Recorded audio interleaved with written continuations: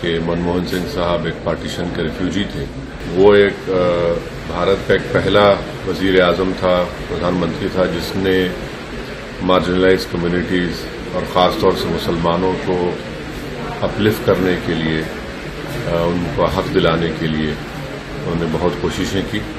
आज की दुनिया में आपकी आर्थिक ताकत ही आपकी आर्थिक स्वतंत्रता, आपकी आर्थिक आज़ादी और दुनिया में आप किस रूप में रह पाएंगे तय करेगी। तो मनमोहन सिंह जी को हमेशा इस रूप में हमें याद रखना चाहिए। जानिब से हमारे प्राइम मिनिस्टर जनाब मनमोहन सिंह साहब के इंतकाल पर अपनी जानिब से, अपनी पार्टी की जानिब से उनके अफराद ख़ानदान को ताज़ियत पेश करता हूँ। और ये बात सच्चाई पर मुबन्नी है कि मनमोहन सिंह साहब एक पार्टीशन के रिफ्यूजी थे और उसके बाद उन्होंने अपनी ज़ाती मेहनत और ईमानदारी से वो तरक्की करते गए। RBI के गवर्नर और फिर भारत के फाइनेंस मिनिस्टर, फिर 2004 में वो इस मुल्क के वज़ीर आज़म बने। और मेरा मानना यह है कि उनके दौरे वज़ारत उज़्मा में वो एक भारत का एक पहला वज़ीर आज़म था, प्रधानमंत्री था, जिसने मार्जिनलाइज कम्युनिटीज और ख़ास तौर से मुसलमानों को अपलिफ्ट करने के लिए, उनको हक दिलाने के लिए उन्होंने बहुत कोशिशें की। और उनके इंतकाल से यकीनन हमारे वतन अजीज़ ने अपने एक ख़ास सपूत को खोया है। मैं तमाम मुल्क जो आज गम में शामिल हैं, गम में है, मैं उसमें शामिल हूँ। मनमोहन सिंह जी देश के वो प्रधानमंत्री जिन्होंने देश को दुनिया के जो आर्थिक रूप से मजबूती करने के लिए फैसले होते हैं, एक वित्त मंत्री के रूप में और एक प्रधानमंत्री के रूप में देश को आर्थिक रूप से मजबूत करना, और देश में आज बहुत कुछ जो दिखाई दे रहा है वो हमारे रहे प्रधानमंत्री मनमोहन सिंह जी की वजह से ही है कि जिस तरह बाजार और आर्थिक नीतियों पर फैसला लिया, उसी का परिणाम यह है कि आज हम दुनिया में बराबर पे खड़े हैं। एक ऐसा नेता और एक ऐसा अधिकारी और एक ऐसे प्रधानमंत्री जहां जानकारी के साथ साथ अर्थशास्त्री भी थे। उनके बारे में जो कहा गया कि कम बोलते थे, कम बोलना और जिस तरह के उन्होंने फैसले लिए हैं, वो फैसले आज बता रहे हैं कि कितनी सूझबूझ के साथ उन्होंने उस समय वो फैसले लिए थे। देश को उन्होंने हर क्षेत्र में बहुत बड़े पैमाने पर बदलाव लाने के फैसले लिए हैं। पूरा देश आज दुखी भी है और उनके पुराने भाषण से लेकर के पुरानी चीजों को याद कर रहा है। देश के एक अच्छे प्रधानमंत्री के रूप में हमेशा वो याद किए जाएंगे। इतिहास के पन्नों में जरूर चले गए वो, लेकिन वो देश के एक अच्छे प्रधानमंत्री के रूप में हमेशा जाने जाएंगे। डॉक्टर मनमोहन सिंह जी का हमारे बीच से चला जाना न केवल देश के लिए एक महान क्षति है, बल्कि मेरे लिए व्यक्तिगत भी। मैं उनको बरसों से जानता था। राष्ट्रपति भवन में उनसे मेरी भेंट होती थी। वो सौम्यता और विनम्रता के एक प्रतीक थे, भारतीय राजनीति के एक पुरोधा थे और मैं समझता हूं कि इंडियन इकोनॉमी के एक आधुनिक निर्माता थे। मैं अपनी विनम्र श्रद्धांजलि उनको, मेरी अश्रुपूर्ण भावभीनी श्रद्धांजलि आदरणीय मनमोहन सिंह जी के लिए। श्रेष्ठ इंसान, विद्वता, ज्ञान, श्रेष्ठ मर्यादित आचरण, दूरदृष्टि वाले राजनेता और अत्यंत श्रेष्ठ और मर्यादित सांसद के रूप में उनकी छवि हमेशा रही। वह देश के बड़े अर्थशास्त्री रहे जिनकी शोहरत दुनिया में थी। वह रिजर्व बैंक के गवर्नर रहे। वह चंद्रशेखर जी जब प्रधानमंत्री थे तो उनके आर्थिक सलाहकार थे। फिर देश जब बड़े संकट में था, उस वक्त देश के वह वित्त मंत्री बने, और ऐसे वित्त मंत्री जो माना जाता है कि भारत में उदारीकरण या भारत की दूसरी नई आर्थिक आजादी के जो शिल्पकार लोग रहे उनमें से एक। उसके बाद देश के 2 बार प्रधानमंत्री रहे, पर इन सब के ऊपर उनकी निजी गरिमा, मर्यादित आचरण, और वह राज्यसभा के सांसद रहे लंबे समय तक, अभी भी थे। सदन में किस तरह श्रेष्ठ आचरण एक इतने गुण संपन्न प्रतिभाशाली व्यक्ति, दूरदर्शी राजनेता का हो सकता है, यह हमें आज सीखना चाहिए। मनमोहन सिंह जी के प्रति सही श्रद्धांजलि होगी अगर यह मुल्क उनसे 2-3 चीजें सीख सके। पहली चीज, चंद्रशेखर जी के जमाने में ही देश आर्थिक संकट से निकलने की कोशिश कर रहा था, पर जिन लोगों ने सरकार चंद्रशेखर जी की बनवाई थी वो नहीं चाहते थे और सरकार गिरी। हालांकि आदरणीय मनमोहन सिंह जी चंद्रशेखर जी के सलाहकार थे। 84 के बाद जब देश की आर्थिक नीति उस रास्ते पर चल पड़ी जिस पर साफ संकट दिखाई देता था कि कुछ ही वर्षों में देश भारी आर्थिक संकट में जाएगा और बैंकरप्सी के कगार पर, बिल्कुल बैंकरप्ट होने की स्थिति में पहुंच जाएगा, यह सब देख रहे थे। आदरणीय मनमोहन सिंह जी ने भी देखा। वह रिजर्व बैंक के गवर्नर थे, उन्होंने तत्कालीन प्रधानमंत्री, वित्त मंत्री सबको लिखा, और जब अवसर मिला 90 में उन्हें, तो उन्होंने वित्त मंत्री के रूप में भारत की नई आर्थिक नीति की नियति आदरणीय तत्कालीन प्रधानमंत्री पीवी नरसिंह राव जी के नेतृत्व में लिखी। वो विरासत की भारत पुनः आर्थिक संकट के दौर में न जाए। आज की दुनिया में आपकी आर्थिक ताकत ही आपकी आर्थिक स्वतंत्रता, आपकी आर्थिक आजादी और दुनिया में आप किस रूप में रह पाएंगे तय करेगी। तो मनमोहन सिंह जी को हमेशा इस रूप में हमें याद रखना चाहिए कि जिस आर्थिक संकट में, दुष्चक्र में देश फंस गया था, वह पुनः न फंसे।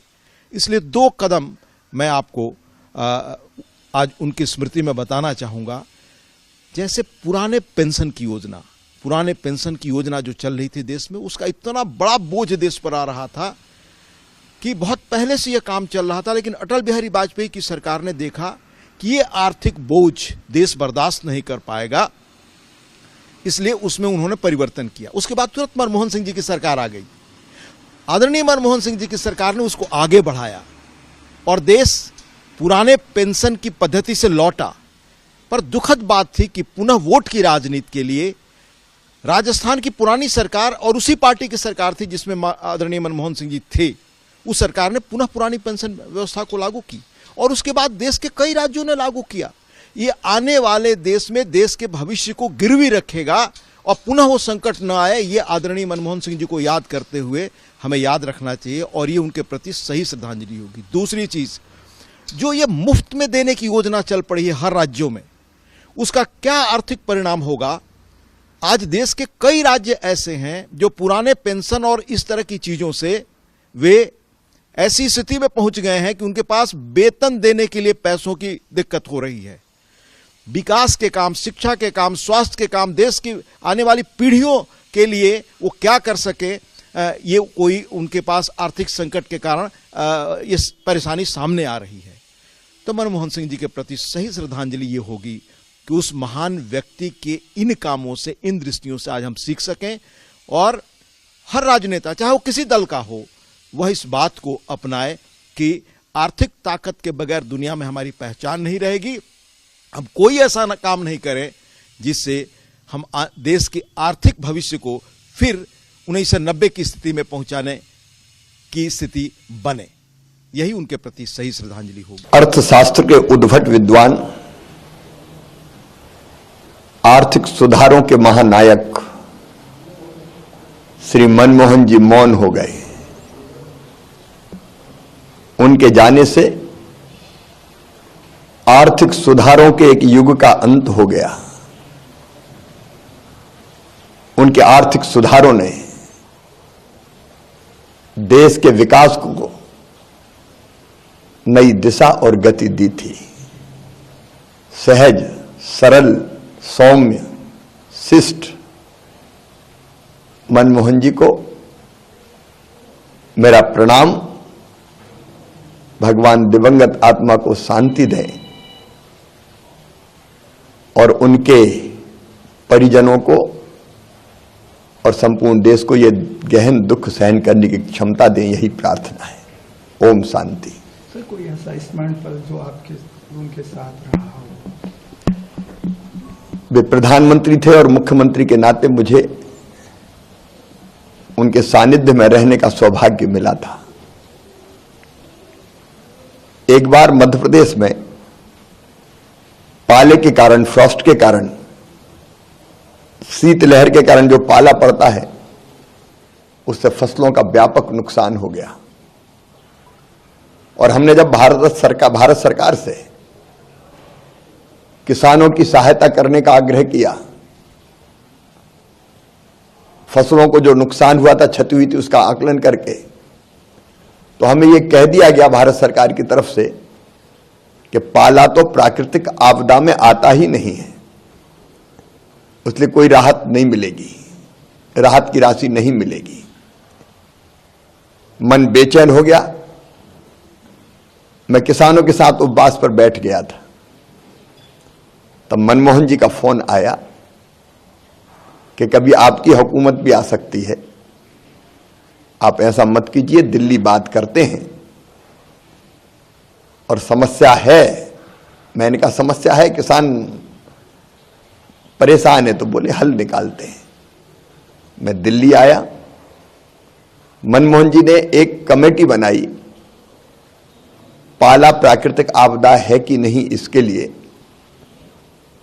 उसमें स्वर्गीय दादा प्रणब मुखर्जी,